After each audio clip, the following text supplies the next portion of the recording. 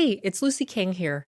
Thanks so much for listening to Making Contact. If you want to support our work all year long, please consider signing up to make a monthly donation.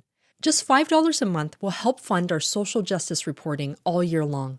Now, here's the show. Like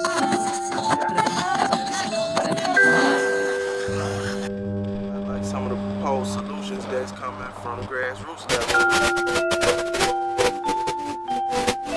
You're listening to Making Contact. Welcome to Making Contact. I'm Salima Hamarani. And I'm Amy Gastelum. And Amy, I asked you to join me on the show because I've been going down this rabbit hole learning about something called Longtermism, and I wanted to share it with you. Have you heard of Longtermism? I have no idea what it is. Longtermism. That sounds good. Yeah, basically for Longtermists, they think very, very, very far into the future. We could exist on Earth for, around 1 billion years still. At that point, Earth will become uninhabitable. But we could also escape Earth, and colonize space. If we do that, we could exist for a really, really long period of time. Which seems like maybe a good idea on face value, but it can actually be kind of problematic. And one of the reasons I wanted to do a Making Contact piece about Longtermism is because it's already having a huge impact on the world. In fact, this is the worldview of Elon Musk, is what he actually believes.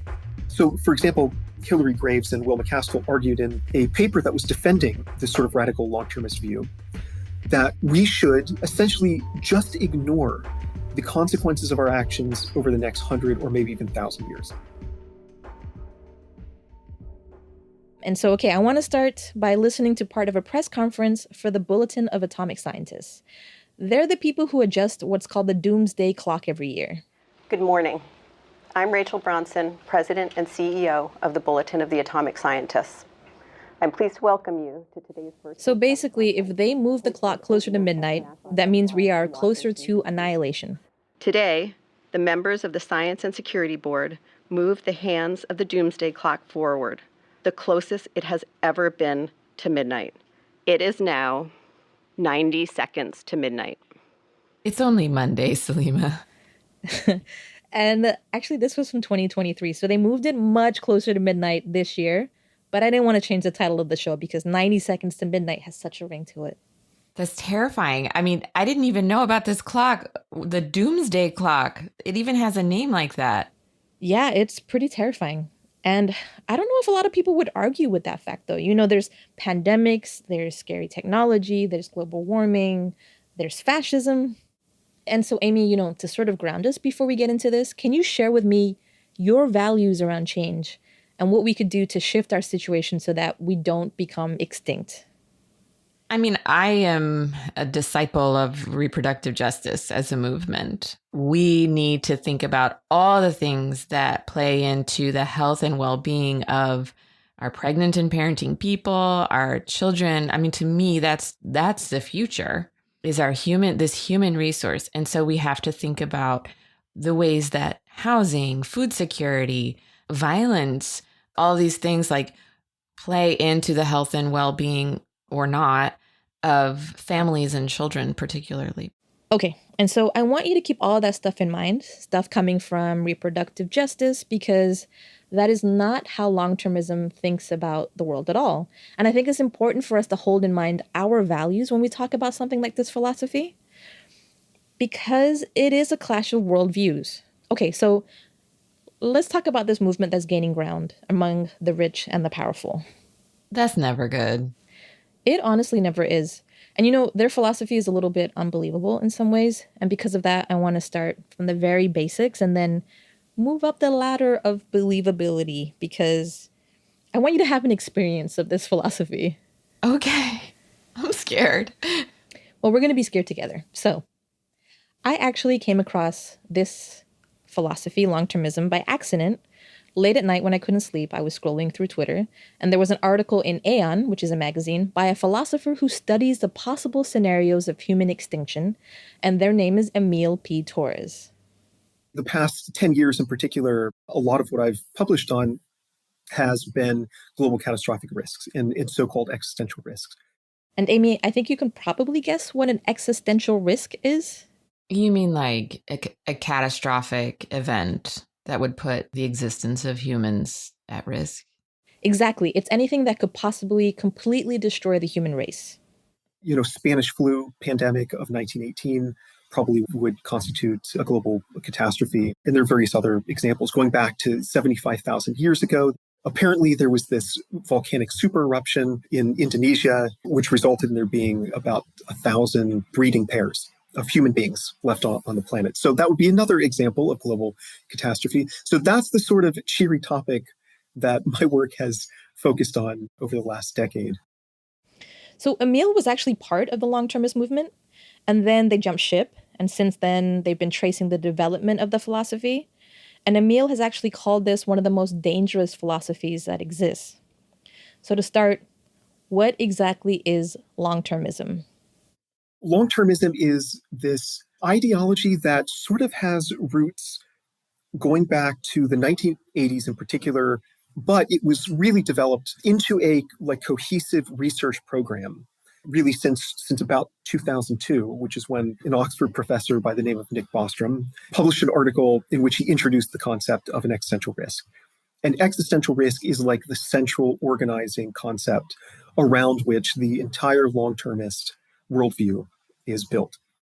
Okay, so there's a reason that long-termism is so focused on existential risks. And that's because they think very, very, very far into the future. So, we have our ancient history.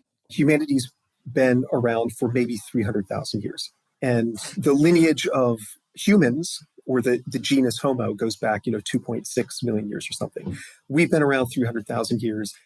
But we also have this possible future history, which, by the way, is completely theoretical. I'm not condoning this or even imagining this could be true. We could exist on Earth for, around 1 billion years still. At that point, Earth will become uninhabitable. Eventually, the oceans will boil. But we could also escape Earth, and colonize space. And if we do that, we could exist for a really, really long period of time, at least, 10 to the 40 years. So that's 1 followed by 40 zeros. It's just a mind-boggling amount of time in our future. There could be an enormous future population of people.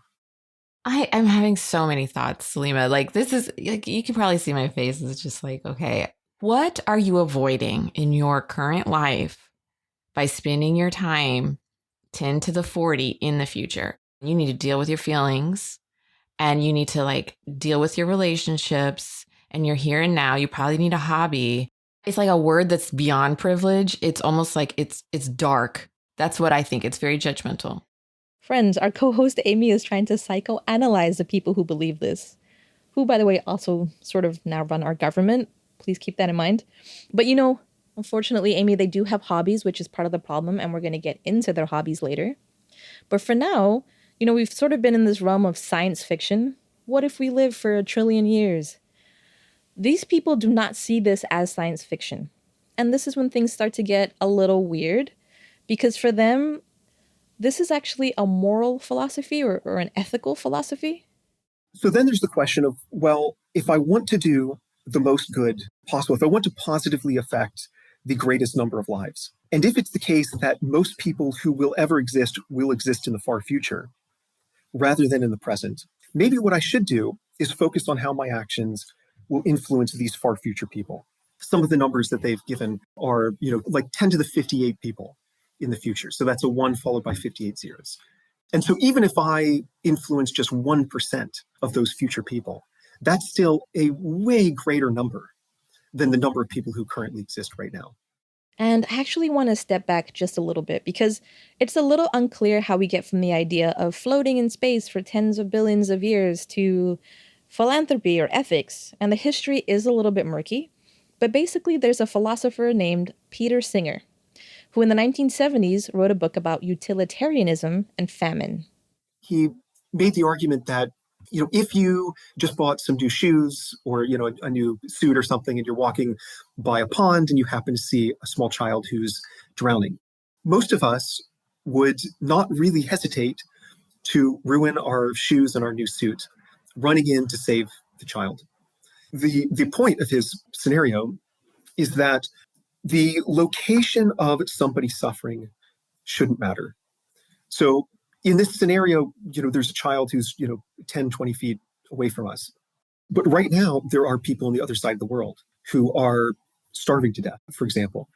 And so shouldn't we sort of sacrifice our nice shoes and new suit by not buying those things in the first place and taking that money instead and giving it to those people in need? What he was getting at is the idea of altruism. We should be altruistic as best we can. Now, how do I do that the best way possible? Maybe my altruistic impulses lead me to give my money to a charity that actually isn't very good. And a lot of the money is just going to go to, the CEO or whoever is running it. It'll just end up in the hands of the wrong people. How can we use reason and evidence to figure out the most effective ways to be altruistic? So that's how effective altruism was born. And I know there's a lot of terms that we're throwing around, but actually effective altruism is a huge movement and it's very tied to long-termism. They're kind of bedfellows, and it's sort of what gives long-termism its ethical or practical applications. Sometime in the 2000s, you have the people who are developing this idea of effective altruism, and their initial focus is on global poverty. And then they sort of discover the work of Nick Bostrom. His 2002 article, which introduced the idea of existential risk, really emphasized the potential bigness of the future. They sort of discovered this and went, wow, okay, if most people who ever exist will exist in the far future, and if what I want to do with my finite resources is positively influence the greatest number of people possible, then maybe what I should be doing is focusing on these far future individuals, not on current day people or current day problems. So yeah, to use another example, I have finite resources. I'm trying to figure out how I can maximize the amount of good I do with these finite resources. There are 1.3 billion people in multidimensional poverty today. Okay, that's a huge number. But again, there could be 10 to the 58 people in the very far future. And maybe using my resources to benefit those people by ensuring that they come into existence in the first place by some very small probability. If you crunch the numbers, that may have a much greater expected value, as they would say, than taking my resources and helping the 1.3 billion people in multidimensional poverty. So that's how you get this long-termist ethic. The fact that the future could be so big is why we should pay more attention to how things go, thousands, millions, billions, trillions of years from now, rather than how they're going right now. I hope we're going to stop and talk about this. Like, this is killing me. Okay. Is there a problem of the ultra rich deciding what the major problems of the world are and then trying to solve them from their limited perspectives? They can't even do laundry. We already discovered that. Right. And that's actually a huge criticism right off the bat, not just with long-termism, but with all of philanthropy. I was thinking, where's the power? Where's the conversation about power? Absolutely. And, Émile and I talked about that a lot, the issue of power structures and how they play into long-termism and their thinking about the future. It's not just about sort of ignoring the power structures in the world, but also sort of, embracing them and working within them to make as much money as possible. For example, there's this idea within EA called earn to give. So the notion of earn to give is you should pursue the most lucrative career possible in order to, as one journalist put it in reference to Sam Bankman-Fried. Amy, have you heard of him, Sam Bankman-Fried? This FTX guy, right? Yeah, so he led FTX, which is now bankrupt, but it was a cryptocurrency exchange, sort of like a crypto hedge fund. FTX founder Sam Bankman-Fried, once head of a cryptocurrency giant, now alleged federal criminal. Bankman-Fried and his co-conspirators stole billions of dollars from FTX customers. This is one of the biggest financial frauds in American history. Authorities arrested him last night after U.S. prosecutors for Sam Bankman-Fried, and he could be facing additional time if the government is able to prove its case in the slew of new charges. So one of the journalists writing about him before FTX catastrophically imploded described Bankman-Fried's goal as to get filthy rich for charity's sake. Charity is connected to power in ways that are really, truly evil. It can be, anyway. It can look like something nice, and it can be something evil. It really can be. And I mean, Sam was one of the richest people on the planet, so I wanted to point him out specifically because there are already some very wealthy, powerful people who believe in this philosophy, Elon Musk, and they believe that it makes them ethical. So, we're almost to the halfway point of our show. And Amy, before we hit the break, I want to get into the wildest part of the philosophy. So are you ready? I don't know, man. This has already been such a ride. All right, take me. Okay, so up till now, we've sort of been talking about the moderate version of long-termism, and now we're going to get into the more radical version, if you can even believe there is a more radical version. Here's Émile P. Torres again. As philosophers in the 1960s and 70s started to realize, there are kind of two ways to maximize value. One is you could focus on the people who currently exist and try to increase their happiness. Alternatively, you could create new people who, if they have net positive amounts of happiness, they are going to therefore increase the total amount of happiness in the universe. Okay, in order for them to increase the happiness of the universe as a whole, they have to create a lot more people. So how do you create a lot more people? Not only should we survive on Earth for as long as we can, but we should colonize space. Colonize as much of the universe as possible. And at the very extreme, and this is something that a lot of leading long-termists have strongly endorsed, we should create these massive computers in space that are maybe powered by mega structures that surround stars that collect, most of the energy output of those stars. And the reason you would create these computers is then you'd be able to simulate virtual reality worlds. And in these virtual reality worlds, you could have a much greater number of people because you can fit more people in a simulated universe than you can in the actual universe. So the more of these simulations we have spread throughout the universe, the more happy people could come to exist in the future. I mean, we can't even get universal health care, and they're going to take stars to power supercomputers in space. I think the only thing that's really that comforting to me about any of this, Lima, is that we already know the boundaries on what humans can even collaborate to get done together. Yeah, also, I don't know how they define happiness because I can't imagine that in this type of philosophy that is this pro-capitalist, someone would just simulate trillions of people out of the goodness of their hearts, This is very thinly veiled. Yeah, exactly.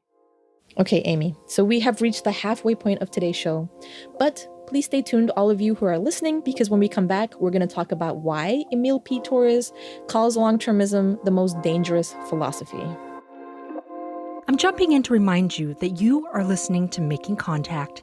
If you like today's show and want more information, or if you'd like to leave us a comment, visit us at our new website, focmedia.org.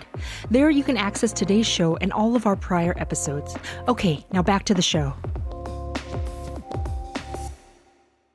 Welcome back to Making Contact. If you're just tuning in, Amy, can you remind everyone what we're talking about today? We are talking about longtermism. And what is longtermism? Longtermism is some really wealthy people have an idea about what altruism is, or how to be the most altruistic is to prioritize the needs and well-being of some futuristic population of humans, humanoids, or some kind of AI beings using, this is my favorite part, computers that are powered by stars in outer space. Right. And so in the second half of today's show, we're going to talk about some of the possible problems with this viewpoint. Again, you'll be hearing from Émile P. Torres, who is a philosopher and a reformed long-termist who's written a lot about long-termism. And so, Amy, out of curiosity, from the little that you know so far, what is one of the problems with long-termism? Let me just compare it to another lens for looking at the world, right? Which would be reproductive justice. Reproductive justice is about, caring for whole communities in the here and now. I think it centers children and families and the well-being of children and pregnant and parenting people. as sort of the lifeblood of the existing and future of all of our communities. And so if I think about that being kind of a moral framework, then compare that to long-termism, there's like an effort to be concerned about others, but it's like everything is controlled. When we talk about power, everything is controlled by the elite few. Yeah, and I think you captured something really important when you said in the here and now. Long-termists don't really care about people who are alive today. And in fact, they believe that most of what you do in the short term for people who already exist doesn't matter. Part of it comes down to this sort of trick, a kind of numbers game trick. The thing you need to pay attention to is expected value. And expected value is what you get when you assign a certain value to an outcome, and then you multiply that by the probability. So what they would say is, okay, we're talking about 10 to the 58 people who could exist in the future, according to our calculations, if we colonize space and create these huge computer simulations. And I mean, you could argue, but what are the chances of us ever being able to do that? I mean, create trillions of simulated people in supercomputers around a star. Well, okay, maybe it's really small. Maybe it's very small, but the payoff is so large that it pulls the expected value up. So the expected value could still be way higher than, for example, helping people in multidimensional poverty today. So crunch the numbers, and suddenly long-termism looks from this perspective like a justified theory. It sounds like folks applying some really technical ideas and ways of thinking to systems that are human. I mean, to flesh and blood and bones in ways that seem really outlandish to me and disconnected from the earth and reality. Exactly, Amy. It's just a magician's hat trick. There are no people who exist in the future, and I don't know how to break this to you, long-termists, but this is probably never going to happen. But because of this math trick, they're just allowed to waste huge amounts of resources on nothing. I mean, absolutely nothing. I can see you're irritated. Yeah, I mean, I think that's why I wanted to create this piece, because there are a lot of advancements that happen in society because rich and powerful people are able to push through their idea of the future onto us. But is this a vision of life on Earth or in space that most of us share? So, for example, Hilary Graves and Will MacAskill argued in a paper that was defending this sort of radical long-termist view that we should essentially just ignore the consequences of our actions over the next 100 or maybe even 1,000 years.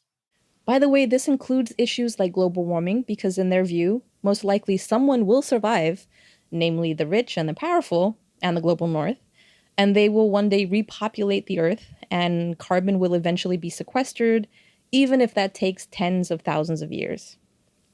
And I don't know, Amy, if this sounds vaguely fascist, that only the good people of the global north will survive. It's because there are some pretty dark roots to some of these beliefs. There are aspects of long-termism like transhumanism that trace their lineage directly back to 20th century eugenicists, including eugenicists that held some very awful, deeply illiberal views, like Julian Huxley, who was in favor of forced sterilizations. One of these days, we should investigate the history of eugenics in Silicon Valley, but that does bring us to the next issue. You remember how we said long-termists do have hobbies? What are they? Please. Yeah, so they're into artificial intelligence and creating it. And to understand why, we have to go back to something we talked about at the beginning of the show, an existential risk. So, Amy, in your view, what is an existential risk? Things that could destroy all of humanity. I would say, a big old asteroid, or like global warming, or a pandemic. Yeah, and I mean, they'd agree with some of that, except the global warming. But they're also really worried about nuclear war. Yeah, also that. Yeah, I'll agree with that. Me too. And biotechnology or engineered plagues. But they're really, really obsessed with the notion of artificial intelligence going rogue and killing us all. Which is funny because... Because they're making it. Exactly. But guess what their solution is to the dangers of technology like artificial intelligence? Tech? Yeah, more technology. Yes. Yeah, you guessed it. They think if we build an artificial intelligence system soon enough in the right and most moral way, before the bad people do, it could fix all of the world's problems. And it could go, okay, give me 5 minutes and I'll use my super intelligent powers, thinking, 1,000,000+ times faster than the human brain does, and I'll come up with a solution. If we create super intelligence before we create molecular nanotechnology, and if the super intelligence is built in a way that we can actually control it and it doesn't just destroy us right away, then we would be able to mitigate the risk posed by advanced nanotechnology. We'd be able to mitigate the risk of thermonuclear conflict. Maybe we'd get the superintelligence to immediately create a single world government. And, I find it interesting that they think a computer intelligence can fix the world, but for some reason, all of the solutions that humans have come up with, those are totally meaningless. I mean, it has to do with power. We know that. So they're going to think 10 to the 58 in the future, which is a population that cannot hold them accountable. That's a really good point. And then they're going to turn to this godlike idea of artificial intelligence to supposedly fix everything. But what if the AI told them, hey, actually, you need to redistribute wealth and pay reparations? What if it did that? How cool would that be? That's a story we can write one day, the anti-capitalist superintelligence. But this obsession with technology is something that really worries Émile about long-termism. Even Nick Bostrom later on defined the concept of existential risk as any event that would prevent us from attaining a state of what he called technological maturity. And he defined technological maturity as a situation in which we have maximized economic productivity and are able to fully control natural processes. So in other words, it's this capitalistic Baconian kind of fever dream of subjugating nature, maximizing economic productivity. Once we have total control over all the natural processes in the universe and our, the economies, we're producing all of this economic wealth, then we'll be in a situation to go out and colonize space and create these huge computer simulations, that are full of enormous numbers of happy digital people. It's wild. This is wild. The only thing I can think of while I'm listening to that is and this is why we have poetry. Sometimes I even wonder about why we have poetry, right? But this is why, because when you don't have it, you just turn into this guy, not Émile. But it's why would you want to live in that world, Yeah, I don't know. It's really dark. And Amy, we're actually reaching the end of today's show. And we're finishing on kind of a heavy note. And I kind of did that on purpose because there are a lot of people with extreme power and wealth who, as I mentioned, believe in this philosophy. Yeah, Elon Musk has described long-termism as, quote, close match for my philosophy. But there's others. The UN recently used some long-termist phrases in a recent report. Other big names in tech and Silicon Valley. But Amy, and I guess also to the audience, I wanted us to think about whether or not we should just buy into the visions of the wealthy and the elite. And maybe we should really question whether this is a future that we want. And so, to end, for everyone who's listening, one of the things that helps ground us in this moment is to remind yourself what your vision of the future is and remind yourself of what your values are. So please email us. What have you learned from the movements that you're part of? And what do you think could help us survive? Or do you agree with long-termism? Let us know. What's your vision? Exactly. I love that. That does it for today's show. I'm Salima Hamrani. Amy Gastelum was joining me. As always, you can find out more about our shows at focmedia.org. And thanks for listening to Making Contact.